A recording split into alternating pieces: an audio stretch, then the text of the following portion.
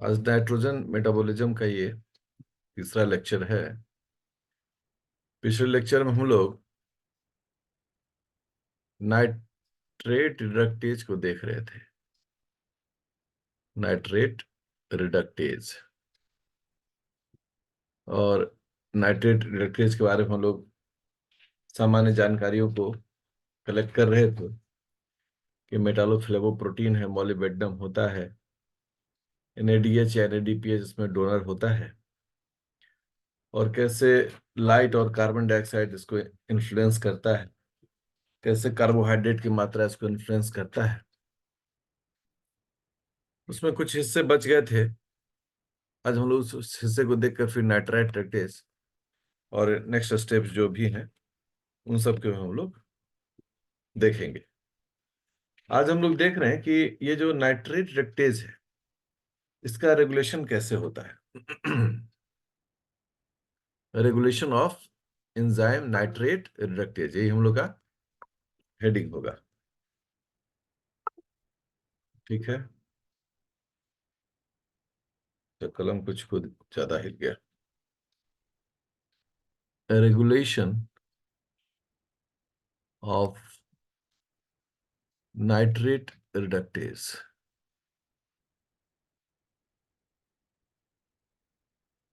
जब इस रेगुलेशन की बात होती है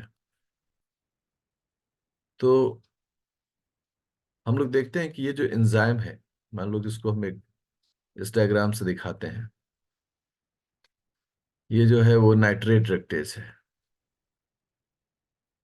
नाइट्रेट रिडक्टेज, इसमें 5 जगह स्पेसिफिक पोजीशन पर सेरीन होता है। Serine, serine, serine, serine, serine. S stands for serine amino acid. और इस 5 जगह सेरीन में फॉस्फेट जुड़ा रहता है, मतलब फॉस्फोरिलेटेड सेरीन है ये। सेरीन एक ऐसा अमाइनो एसिड है जिसमें 1 डिग्री अल्कोहल होता है और वो फॉस्फेट से जुड़ सकता है। तो ये फॉस्फोराइलेटेड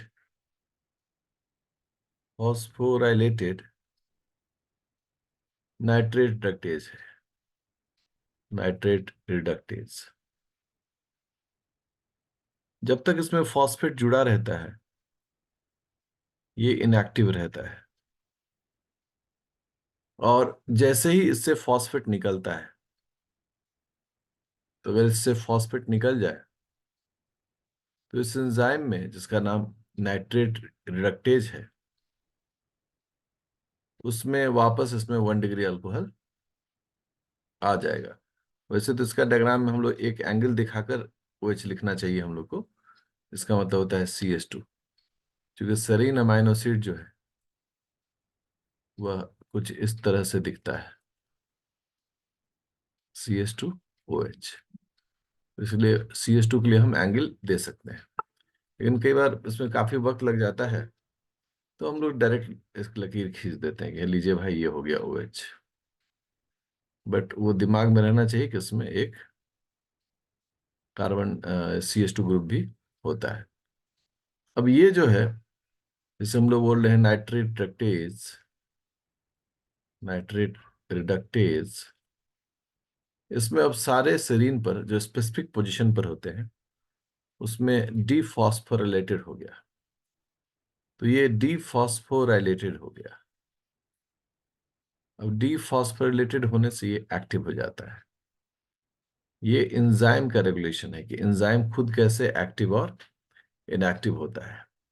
इस काम को करने के लिए एक एंजाइम की दरकार होती है, और उस एंजाइम का नाम होता है नाइट्रेट फॉस्फेटेज। वैसे मैं आपको बताऊं कि जहां पर भी फॉस्फेटेज का उपयोग होता है वो फॉस्फेट को रिमूव करने के लिए होता है। तो यहां पर वाटर आया और फॉस्फेट निकल गया। अगर 5 वाटर है तो 5 फॉस्फेट बाहर निकल गया। इस तरह से यह काम करता है। अब है कि ये जो काम होता है, एक्टिवेट होना, ये कब होता है?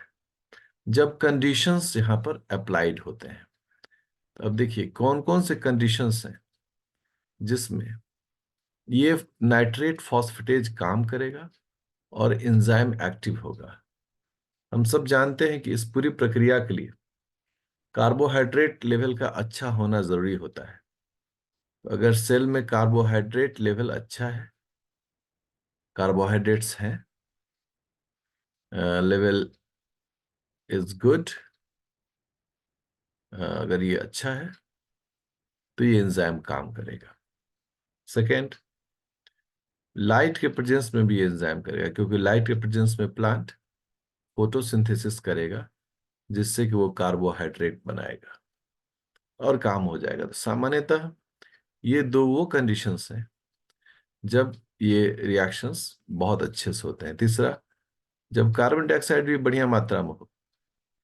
ये तीनों कंडीशंस में नाइट्रेट फॉस्फेटेज एक्टिव होता है। वह इनएक्टिव नाइट्रेट रिडक्टेज को, उसमें से फॉस्फेट निकाल के उसको एक्टिव कर देता है। ये इस एंजाइम के एक्टिवेशन का रेगुलेशन है। अब अगला सवाल है कि एंजाइम जिसका नाम है नाइट्रेट रिडक्टेज कब इनएक्टिव होगा? हम्म, इसको हम लोग कहते हैं इनएक्टिवेशन ऑफ नाइट्रेट रिडक्टेज। यहां भी कंडीशन अप्लाइड है। जो कंडीशंस हैं हम सबकी समझ है वो किन कंडीशंस में एंजाइम को इनएक्टिवेट कर दिया जाता है। पहला है कि लेवल ऑफ कार्बोहाइड्रेट कम हो, हाइड्रेट इज लो। अगर ये लो है, तो इस एंजाइम को इनएक्टिव करना पड़ेगा। Second, absence of light. अगर लाइट नहीं हो तो फोटोसिंथेसिस नहीं होगा, एंड कार्बन डाइऑक्साइड। तो जब कार्बोहाइड्रेट नहीं बनेगा तो इस एंजाइम के काम करने का कोई मतलब नहीं होता है। तो जो प्रक्रिया है वो स्लो डाउन हो जाता है। अभी कैसे होता है कि इस कंडीशन में एक एंजाइम है, जिस एंजाइम का नाम होता है, जिसे हम प्रोटीन काइनेज कहते हैं ना, नाइट्रेट काइनेज कहते हैं, जिसे हम लोग कहते हैं nitrate reductase kinase. Nitrate reductase kinase ये क्या करता है कि इस एंजाइम को, जिसमें कि अभी फॉस्फेट हट गया है, 5 जगह सेरीन में ये फॉस्फेट जुड़ा हुआ था, अभी ये हट चुका है, एक्टिव है। OH, OH होने से ये एक्टिव रहता है। इसे हम लोग बोल रहे हैं एक्टिव नाइट्रेट रिडक्टेज। इसमें क्या करेगा, ये फॉस्फेट जोड़ देगा। ये ATP है, 5 ATP से 5 फॉस्फेट निकल जाएगा तो 5 ADP बचेगा। और ये पांचों फॉस्फेट जो है वो फिर से सेरीन के साथ जुड़ जाएगा। और जैसे ये सेरीन के साथ जुड़ेगा, एंजाइम फिर से इनएक्टिव हो जाएगा। इनएक्टिवेशन ऑफ नाइट्रेट रिडक्टेज, ये जो है प्रक्रिया बहुत महत्वपूर्ण प्रक्रिया है। तो इस प्रक्रिया को होने के लिए एक इनहिबिटर की जरूरत पड़ती है, 14-3-3 इनहिबिटर। ये इनहिबिटर यहां बाइंड कर जाता है इन जगहों पर, और इस प्रकार से यह पूरी प्रक्रिया जो है वो होती है। अब हम लोग जिस एंजाइम को देखने जा रहे हैं उस एंजाइम का नाम है नाइट्राइट रिडक्टेज। नाइट्रेट रिडक्टेज देख लिए, अब हम लोग देख रहे हैं नाइट्राइट रिडक्टेज। हमारा जो हेडिंग है वो हेडिंग है नाइट्राइट, जिसे हम लोग इंडिकेट करते हैं NO2 रिडक्टेज। देखिए ये जो एंजाइम है, ये एंजाइम का काम करने का तरीका ये है कि ये नाइट्राइट को अमोनिया में बदलता है, NH3 में। और इस प्रक्रिया में, इस पूरी प्रक्रिया में इसको इलेक्ट्रॉन चाहिए, और वो इलेक्ट्रॉन डोनर कौन होता है? हम सब जानते हैं, वो इंटर करते में NADH NADPH। तो ये एंजाइम चाहिए इसको पहले, जिसका नाम है नाइट्राइट रिडक्टेज। ये एंजाइम इसको, चूंकि सीरीज में रिएक्शन है, मतलब ऐसा नहीं होता कि कहीं से भी शुरू हो जाएगा, हम सब जानते हैं कि इससे पहले ये नाइट्रेट रहता है। तो प्रक्रिया ऐसे ही चलता है। अब यहाँ पर 6 इलेक्ट्रॉन चाहिए, ये सब हम पिछले लेक्चर में बता चुके हैं। एक बार उसको रिवाइज कर लेने से आप इसको सीख सकते हैं। ठीक है, लेकिन इस पूरी प्रक्रिया को देखने की जरूरत है पहले कि ये एंजाइम क्या काम करता है, नहीं काम करता है। अगर इस एंजाइम के बारे में हम बात करें तो पहला पॉइंट हम इसमें ये कहेंगे, ये जो एंजाइम है ये एक मेटालोफ्लावोप्रोटीन है। अब metallo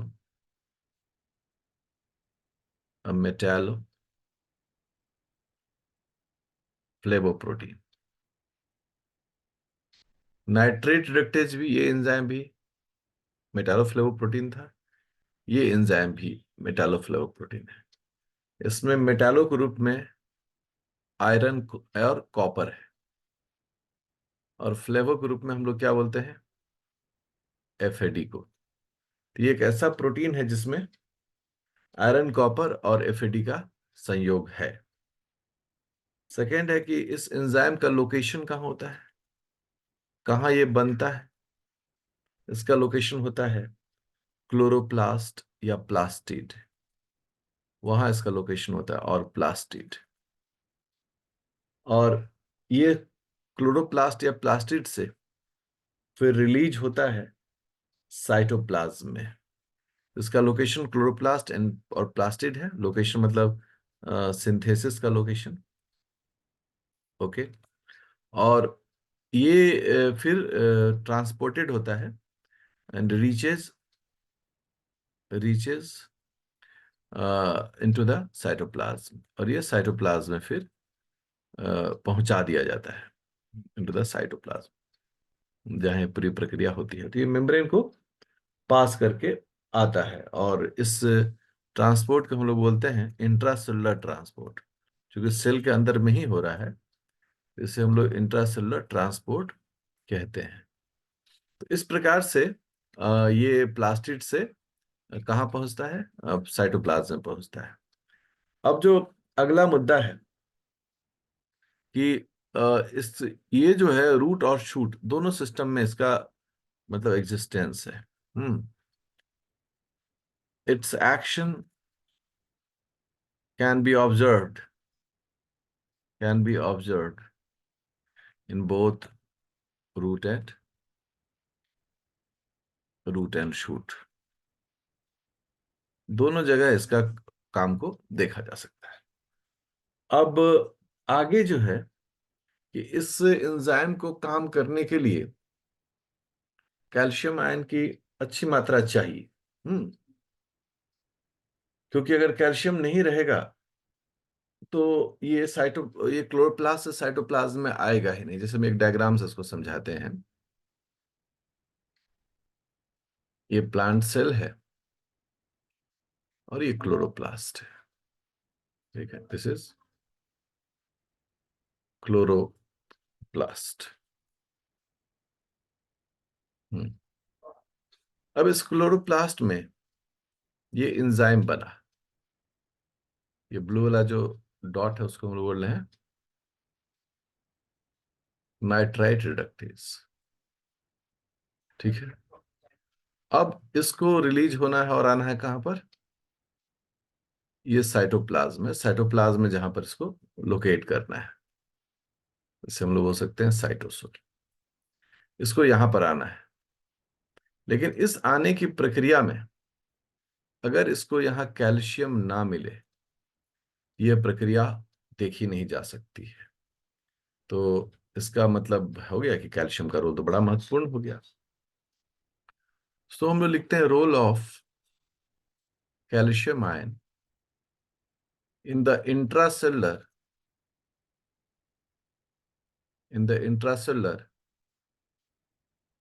transport of nitrite reductase. Nitrite reductase के इस ट्रांसपोर्ट में कैल्शियम आयन का क्या रोल है।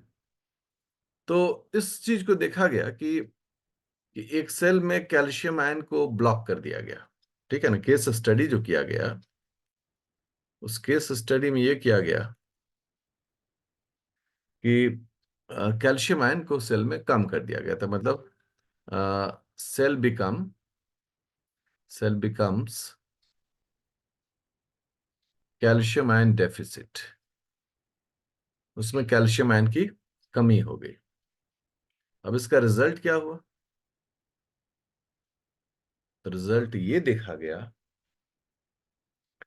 कि जो एंजाइम है वो क्लोरोप्लास्ट में ही जमा हो गया। नाइट्राइट रिडक्टेज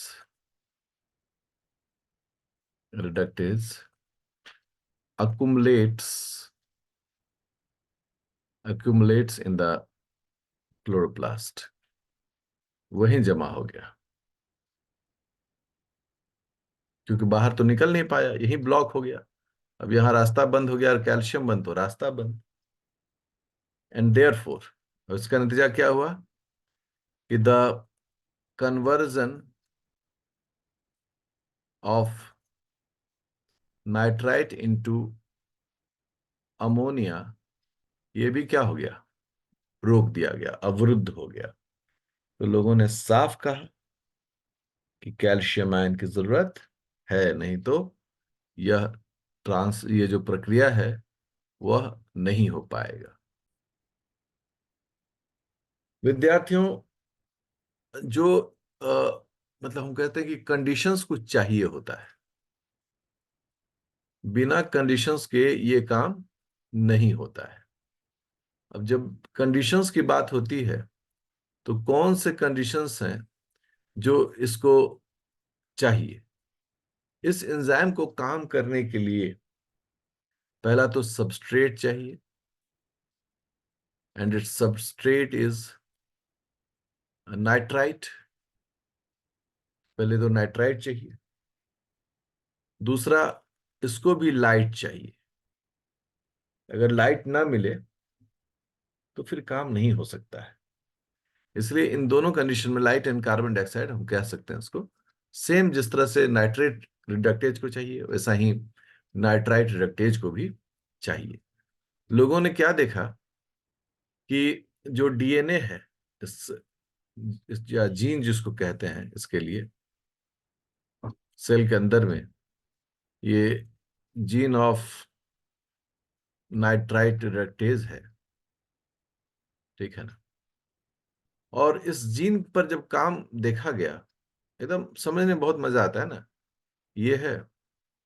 और अब कंडीशन अप्लाई कर दिया गया। क्या कंडीशन अप्लाई कर दिया गया भाई? कि यहां पर जो है लाइट नहीं होगा, मतलब नो लाइट। तो लोगों ने क्या देखा कि इससे जो एमआरएनए बन रहा है, किसका एमआरएनए बन रहा है? एंजाइम का, जिसका नाम है नाइट्राइट रेक्टेज। उसकी प्रक्रिया बहुत स्लो हो गई, मतलब ये बहुत धीमा हो गया।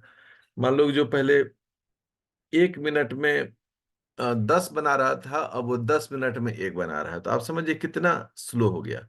और वहीं जैसे ही लाइट आ गया, ठीक है ना, बस ये प्रक्रिया क्या हो गया? फास्ट हो गया, बहुत तेजी से काम करने लगा। तो ये सब भी इस चीज को जानना और समझना चाहिए हम लोग को कि कैसे ये काम करता है। दो अमाइनो एसिड्स हैं, उनका भी रोल इसमें लोगों ने ऑब्जर्व किया। मतलब थर्ड पॉइंट, ये जो दोनों अमाइनो एसिड्स, उनका नाम है ग्लूटामाइन, जिसे हम लोग GLN से इंडिकेट करते हैं, या एक अल्फाबेट में से हम लोग Q से इंडिकेट करते हैं, और दूसरा है एस्पैराजाइन। एस्पैराजाइन जिसे हम लोग ASN से इंडिकेट करते हैं, सिंगल अल्फाबेट में N से इंडिकेट करते हैं। ये जो है ये भी इसके एंजाइम के एक्टिवेशन को सप्रेस कर सकता है। ये क्या करता है? ये दोनों अगर हैं तो इनएक्टिवेट्स द एंजाइम। अब एक सवाल यहां पर खड़ा होता है कि सर, ग्लूटामाइन और एस्पैराजाइन के रहने से एंजाइम का काम क्यों खत्म हो जाएगा? मैं बड़ा सामान्य तरीके से आपको समझाता हूं कि एक घर है, इस घर में 4 लोग रहते हैं, तो ऑब्वियसली इस घर में हर शाम में खाना तो बनेगा ही, दिन में खाना बनेगा ही, तो इसका किचन एक्टिव रहेगा, किचन से धुआं निकलते रहेगा बढ़िया बढ़िया चीजों का। अब जब मान लो कि इसको पता चल जाए कि आज कहीं बाहर पार्टी है, तो इस किचन में कोई एक्टिविटी नहीं होगी, और इस किचन से कोई भी खुशबू और धुआं जो है ये सब नहीं निकलेगा। तो ठीक उसी तरह से होता है, डिमांड एंड सप्लाई चेन है कि अगर सेल में ग्लूटामाइन या एस्पैराजाइन हो, तो ये दोनों बहुत ही एक्टिव अमाइनो एसिड्स हैं, जिनसे कि नाइट्रोजन निकाला जा सकता है। ठीक है ना? मतलब हम कह सकते हैं कि both asparagine and glutamine are sources of amino. अगर ये अमोनिया का सोर्स हो जाते हैं, तो फिर हम लोग क्यों इस पूरी प्रक्रिया को करेंगे? हम लोग खाना नहीं बनाएंगे, मतलब ये जो प्रक्रिया है हमारा, उस प्रक्रिया को हम लोग स्लो डाउन करेंगे। तो सेल जो है ना, सेल बोलता है कि हाँ, हम इसी अमाइनो एसिड को यूज करेंगे, हम बहुत खुश हैं, ये हम ग्लूटामाइन एस्पैराजाइन से ही नया चीज बना लेंगे। तो हम इसको क्या करेंगे? रोक देंगे कि भाई तुम लोग थोड़ा सा रुको, हमारे पास ग्लूटामाइन और एस्पैराजाइन है, अभी हम उससे काम कर लेते हैं, जब जरूरत पड़ेगा तो हम तुम्हारे एंजाइम को फिर से एक्टिव कर लेंगे। तो ये जो है डिमांड के आधार पर एक्टिविटी है।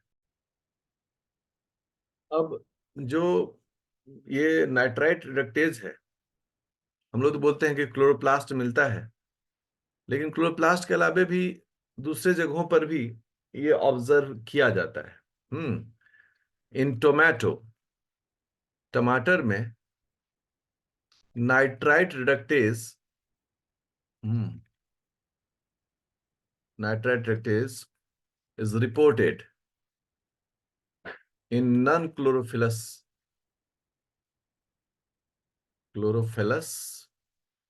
टिश्यूज। तो biology is a subject of exception, लेकिन मेजर रूप जो है ये क्लोरोप्लास्ट में ही इनका निर्माण होता है। ठीक है? और जब क्लोरोप्लास्ट में इनका काम धाम और सब चीज के तरीके अपने एक होते हैं, तो हम सब लोग जानते हैं कि इस पूरी प्रक्रिया में जो नाइट्राइट रिडक्टेज है, इनको सपोर्ट सिस्टम चाहिए होता है।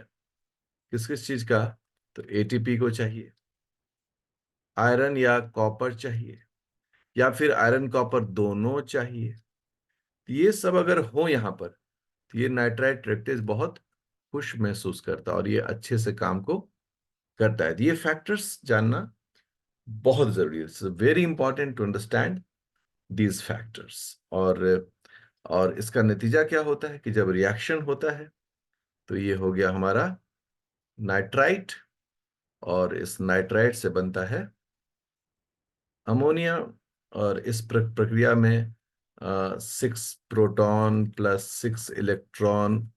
ठीक है? ये जो इलेक्ट्रॉन है वो इस सिस्टम में, वो फोटो सिस्टम 1, ये फोटोसिंथेसिस में पढ़ा जाता है, फोटोसिस्टम 1 इसको डोनेट करता है, जिसके कारण कि ये अमोनिया बनता है, और साथ में वाटर निकलता है, फिर हाइड्रोक्साइल आयन निकलता है। और फिर इस अमोनिया को क्या चाहिए? इस अमोनिया को कीटो एसिड चाहिए, alpha keto acid, alpha keto acid. और उसके बाद ये बना देता है अमाइनो एसिड, क्योंकि अल्टीमेट गोल इसका है कि हमको नाइट्रोजन क्यों चाहिए, तो हमें नाइट्रोजन इसको बनाने के लिए चाहिए होता है। This is very important to understand nitrite reductase. तो नाइट्राइट रिडक्टेज का मुद्दा हमारा समझ में आ गया है। नेक्स्ट लेक्चर हम लोग देख रहे हैं organic nitrogen in other forms.